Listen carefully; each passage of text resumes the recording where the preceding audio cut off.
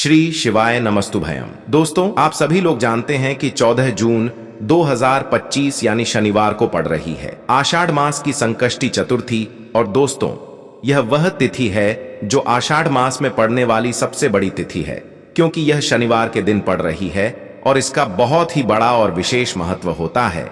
पूज्य गुरु जी ने कहा है कि अगर कभी भी मौका लग जाए और आषाढ़ मास की संकष्टी चतुर्थी तिथि को पड़ जाए तो आप लोगों को एक हरा नींबू वाला उपाय तो अवश्य ही करना चाहिए। इन दोनों का संयोग बहुत ही कम आता है। इसी के साथ में गुरु जी ने अपनी शिव पुराण कथा में बताया है कि इस दिन आपको एक एक हरा नींबू वाला उपाय तो आपको अवश्य ही करना चाहिए, क्योंकि ऐसा दिन पूरे साल में सिर्फ एक ही बार आता है। और दोस्तों, आप सभी लोग जानते हो कि शनिवार का अगर सबसे बड़ा कोई उपाय है तो वह एक हरा नींबू वाला उपाय। तो दोस्तों, आषाढ़ मास की शनिवार के दिन आप लोगों को इस एक हरा नींबू वाला उपाय को जरूर करना है। बहुत सारे लोग होंगे जिन लोगों ने इस उपाय को ना किया हो, मतलब पूरा साल निकल गया, उन्होंने किसी भी दिन इस एक हरा नींबू वाला उपाय को ना किया हो। पर दोस्तों, आपके पास एक आखिरी मौका बचा हुआ है, जो कि 14 जून 2025 आषाढ़ मास की शनिवार संकष्टी चतुर्थी तिथि के दिन है। इस दिन आप लोगों को इस वाले उपाय को जरूर कर लेना है। भले ही आपने पूरे महीने भर इस उपाय को ना किया हो, पर अगर आपने इस आषाढ़ मास के शनिवार संकष्टी चतुर्थी तिथि के दिन अगर इस वाले उपाय को कर लिया तो आपको इस उपाय को करने का वह फल मिलेगा जिसकी आपने कभी कल्पना भी नहीं करी होगी। इसीलिए आप लोग इस वाले उपाय को एक बार जरूर कर लेना है, ताकि आप लोगों के हाथ से यह मौका ना जा सके और आपको इस उपाय को करने का फल मिल सके। दोस्तों, यह उपाय पंडित जी ने अपनी अभी की ही श्री शिव महापुराण की कथा में बताया है। जी, इस उपाय को आज हम आपको बहुत अच्छे से समझाने वाले हैं। इस वीडियो को देखने के बाद इस उपाय को समझने के लिए आपको कोई और वीडियो को देखने की जरूरत नहीं पड़ेगी। तो चलिए दोस्तों, उपाय को शुरू करते हैं। देखिए, यह इस आषाढ़ मास के शनिवार के दिन यह इतना खास होता है, इतना महत्वपूर्ण होता है। देखा गया है कभी कभी बड़े बड़े पूजा पाठ अनुष्ठान से जो मनोकामना पूर्ण नहीं होते, वह आषाढ़ मास की शनिवार के दिन एक छोटे से उपाय करने से ही आपकी मनोकामना पूर्ण हो जाती है। और बहुत सारे लोगों ने इस उपाय को किया भी है और उनको इस उपाय को करने का फल भी जरूर मिला है। अगर आप लोग भी इस उपाय को करना चाहते हैं तो आप इस उपाय को पहले अच्छे से समझ लेना, सुन लेना, उसके बाद करना। आपको इस उपाय का फल जरूर मिलेगा। और इस उपाय को कर लेने से आपके घर में चाहे किसी भी प्रकार की दुख और समस्या क्यों ना चल रही हो, आपको उसका कारण भी नहीं पता है कि भाई यह समस्या किस कारण से चल रही है। उसका कुछ भी कारण हो सकता है, जैसे पितृदोष हो सकता है या किसी भी तरह का मंगल दोष भी हो सकता है। तो इस दिन आप लोगों को यह वाला उपाय कर लेना है। यह एक ऐसा उपाय है जिस उपाय को अगर किसी विशेष दिन पर किया जाए तो भाई उस विशेष दिन का जो है वह तो हमें मिलता ही मिलता है। पर हमने उस दिन पर इस उपाय को किया है तो हमें उससे भी बड़ा फल मिलता है, और फल बहुत जल्दी मिलता है, क्योंकि आप इस उपाय को बहुत ही बड़े और विशेष दिन पर कर रहे हो। तो चलिए अब उपाय के बारे में बात करते हैं, लेकिन उससे पहले आप लोगों को यह जानना आवश्यक है कि आखिर यह उपाय किस समय करना है, किसको करना है और कैसे करना है। तो चलिए हम आगे आपको वीडियो में एक एक करके बता देते हैं।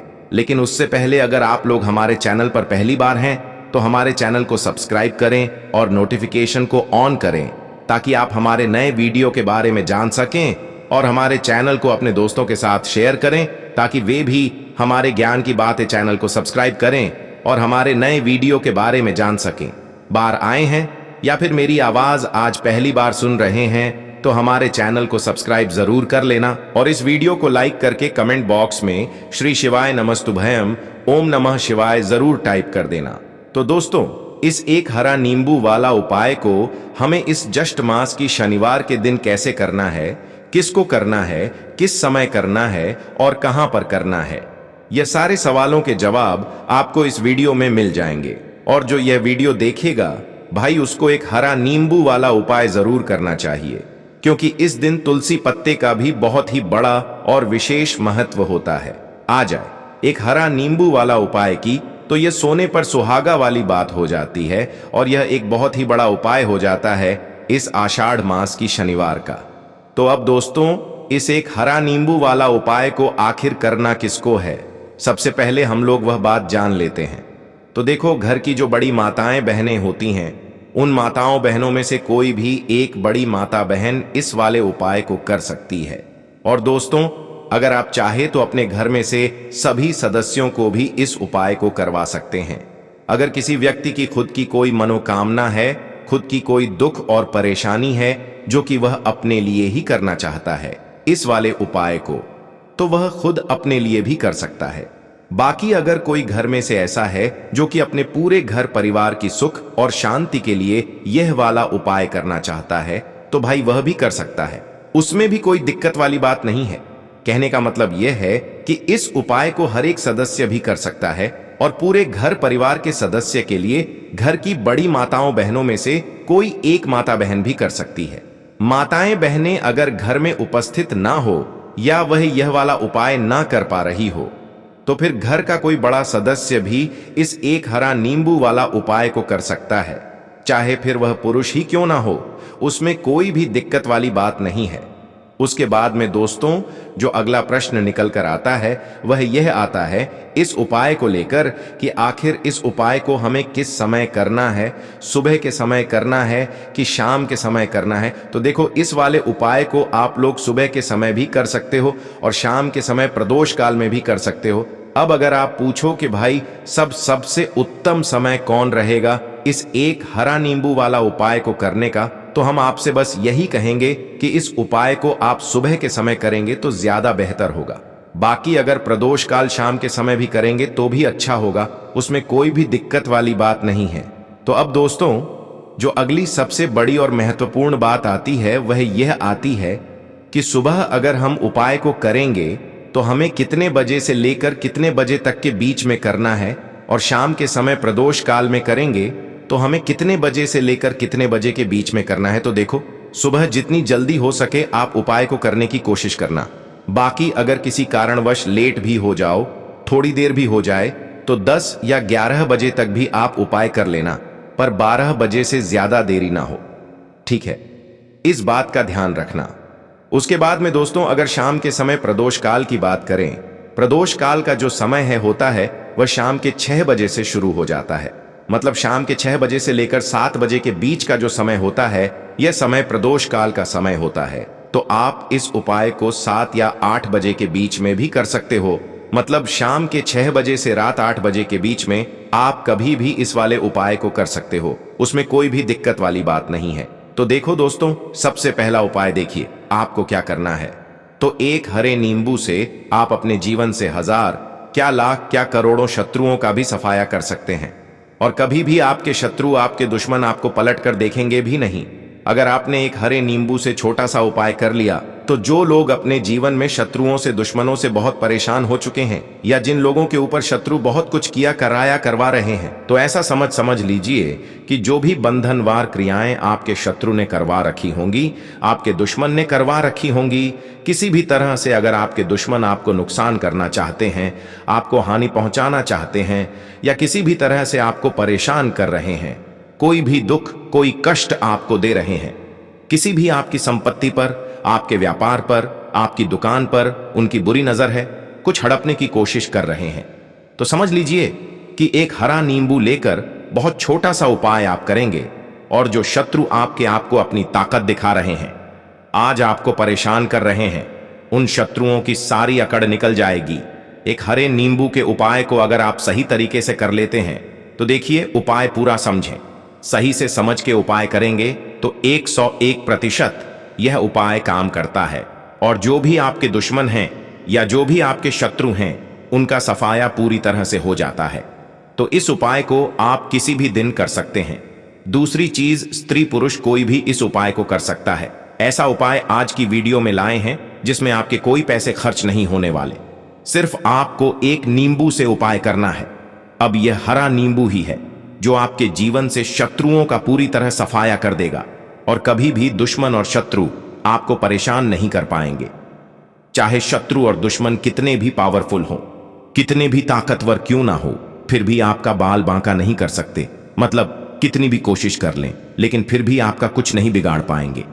तो चलिए बात कर लेते हैं उपाय, कि उपाय किस तरह से आपको करना है। तो देखिए, सबसे पहले तो आपको इसमें एक हरा नींबू लेना है, ठीक है ना। अब यह उपाय गुप्त शत्रुओं के लिए भी है और उस दुश्मन के लिए भी है जो सामने से आप पर वार कर रहा है, आपको किसी भी तरह की धमकी दे रहा है, कोई नुकसान आपका कर रहा है। वह शत्रु भी परास्त हो जाएगा। और जो आपके पीठ पीछे आपका बुरा कर रहे हैं, क्योंकि देखिए जो गुप्त शत्रु होते हैं ना, इनका ना तो हमें नाम पता होता है, ना इनका एड्रेस पता होता है, ना यह पता होता है कि कितने शत्रु हैं, है ना। क्योंकि ये तो गुप्त तरीके से शत्रुता करते हैं और गुप्त शत्रु के बारे में किसी को कुछ पता नहीं चल पाता है। बहुत कम लोग होते हैं जान जाते हैं कि हां किसी ने कुछ करवा रखा है, फिर भी यह नहीं जान पाते हैं कि कौन व्यक्ति है जो ऐसा करवा रहा है ना। यह बहुत मुश्किल है पता करना। लेकिन अगर आपको आपके दुश्मन का नाम नहीं पता, आपका दुश्मन कहां रहता है, यह भी नहीं पता, कौन आपसे शत्रुता कर रहा है यह भी नहीं पता, फिर भी यह उपाय आप करिए, क्योंकि जो दुश्मन है, जो शत्रु है, इस उपाय को करने से आप देखेंगे कि वह तुरंत आपके जीवन से दूर हो जाएगा और उसका किया कराया भी दूर हो जाएगा। जो भी आपके ऊपर करवा रखा होगा, आपके व्यापार पर करवा रखा होगा, क्योंकि बहुत सारी उच्चाटन और बंधनवार की क्रियाएं हैं जो लोग करवा देते हैं। बहुत सारे तांत्रिकों के पास जाकर और भी बहुत सारी जगहों पर जाकर लोगों के साथ बहुत कुछ गलत करवाते हैं। लेकिन आप विश्वास मानिएगा, इस उपाय को करने से जितनी भी क्रियाएं हैं ऐसी वह सब कट जाती हैं। और इस उपाय को करने से घर बैठे आपके शत्रु जो हैं वह दूर हो जाते हैं। मतलब कहीं जाने की आपको आवश्यकता नहीं पड़ती है। तो चलिए बात कर लेते हैं उपाय की। देखिए, इसमें एक हरा नींबू आपको लेना है। नींबू बिल्कुल दाग दगीला ना हो। आपने देखा होगा कि कभी कभी नींबू के ऊपर छोटा छोटा दाग है ना, आ जाता है, या नींबू थोड़ा सा खराब होता है। लेकिन आप कभी भी उपाय के लिए खराब नींबू ना लें। एकदम साफ सुथरा सा नींबू आपको लेना है। और एक पीला नींबू भी आता है। पीला नींबू बिल्कुल आपको इस उपाय में नहीं लेना है। लेना हरे रंग का ही नींबू है, ग्रीन कलर का। इसी के साथ आपको एक काले रंग का पेन लेना है। काले रंग का कलम आपको लेना है। कलम कोई सा भी आप ले सकते हैं, कोई भी पेन ले सकते हैं, स्केच ले सकते हैं, मार्कर ले सकते हैं, ठीक है ना। कोई भी पेन आप ले लीजिए। अब आपको क्या करना है, ये दोनों चीजें लेकर अपने घर में एकांत में बैठ जाना है, जहां इस उपाय को करते समय आपको कोई रोके टोके ना है, ना ऐसी जगह पर करेंगे। चाहे कमरा है आपके घर में ऐसा, या कोई भी गैलरी बरामदा, जहां इस उपाय को आप करें और आपको कोई रोके टोके ना। भले ही उपाय के बारे में सबको पता है आपके घर में, फिर भी उस समय कोई आपको डिस्टर्ब ना करे है ना। इस तरीके से आपको उपाय करना है। तो देखिए, सबसे पहले नींबू आपने क्या करना है, नींबू पकड़ना है हाथ में और काले रंग के पेन से इस नींबू के ऊपर अपने दुश्मन का, अपने शत्रु का नाम लिख देना है। अब बहुत सारे लोग कहेंगे कि हमें तो ऐसे शत्रु हैं हमारे जीवन में जो गुप्त हैं, जिनको हम जानते भी नहीं, उनका नाम कैसे लिखेंगे। तो देखिए, अगर शत्रु का नाम नहीं जानते, यह भी नहीं जानते कि कितने शत्रु हैं, तो केवल आप उस नींबू पर शत्रु लिख दें। देखिए, जब आप केवल शत्रु लिखते हैं ना, इससे आपके सारे दुश्मन, सारे शत्रु ही परास्त हो जाते हैं। सभी के सभी का सफाया हो जाता है। तो नींबू के ऊपर केवल शत्रु लिखेंगे और फिर इसे आपको काले रंग के कपड़े में रख देना है। शत्रु लिखने के बाद या शत्रु का नाम लिखने के बाद काले कपड़े में रख देना है और 3 बार आपको बोलना है, मेरा शत्रु परास्त हो, मेरा शत्रु परास्त हो, मेरा शत्रु परास्त हो। इसके बाद आपको क्या करना है, काले कपड़े में इस नींबू को रख के इसे बांध लेंगे, पोटली टाइप की बना लेंगे।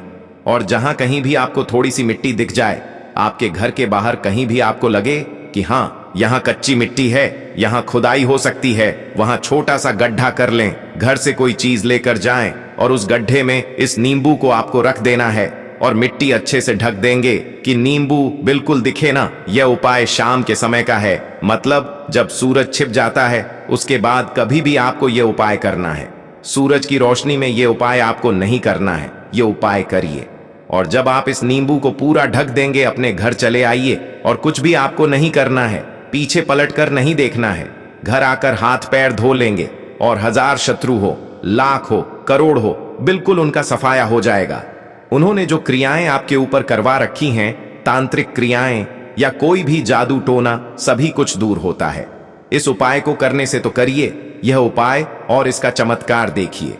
सिर्फ और सिर्फ आपको इस उपाय को एक बार ही करना है और एक बार ही उपाय करने में शत्रु का पूरी तरह सफाया हो जाएगा। सारे शत्रु परास्त हो जाएंगे, सारे दुश्मन आपके सामने नतमस्तक हो जाएंगे, आपके सामने हाथ जोड़कर माफी मांगने को मजबूर हो जाएंगे।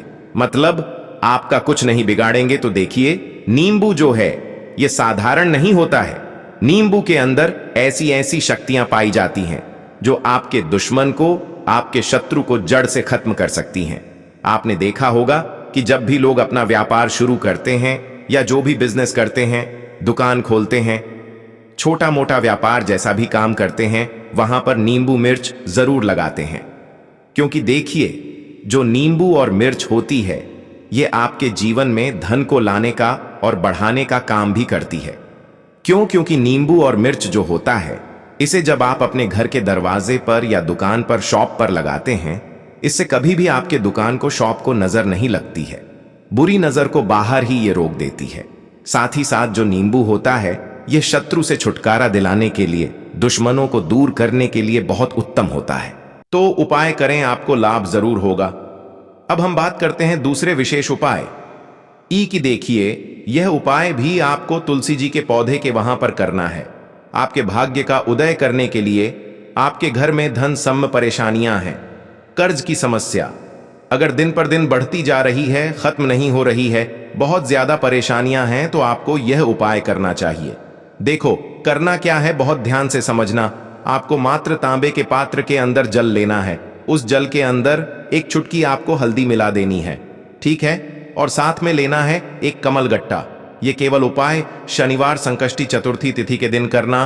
अगर आपको ऐसा लगता है कि आपके जीवन में अष्टलक्ष्मी का वास नहीं है, भाग्य का साथ आपको नहीं मिल पा रहा है, तो आप यह उपाय शनिवार के दिन कर सकते हैं। शनिवार के दिन भी कर सकते हैं, ठीक है? शनिवार दोनों दिन आप ये उपाय कर सकते हैं। देखो, करना क्या है, इस टाइम के पात्र के अंदर हल्दी डाली और एक कमल गट्टा डाला। अब आपको तुलसी जी के वहां पर जाना है। देखिए, जब आप हल्दी डालोगे जल के पात्र के अंदर, तब आपको ओम नमो भगवते वासुदेवाय का 11 बार जाप करना है। फिर हल्दी डालना है। जब आप कमल गट्टा डालोगे, तब आपको ओम श्री नमः या ओम महालक्ष्मी नमः इस मंत्र का जाप करते हुए एक कमल गट्टा डालना है। 11 बार जाप करना है, ठीक है? कमल गट्टा और हल्दी दोनों होना चाहिए। कमल गट्टा महालक्ष्मी का प्रतीक माना जाता है और हल्दी जो है वह भगवान विष्णु के।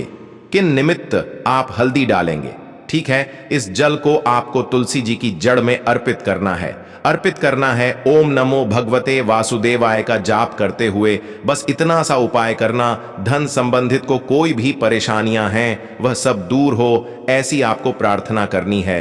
कर्ज से जुड़ी कोई परेशानी हो तो ऐसी प्रार्थना करनी है कि यह दूर हो जाए।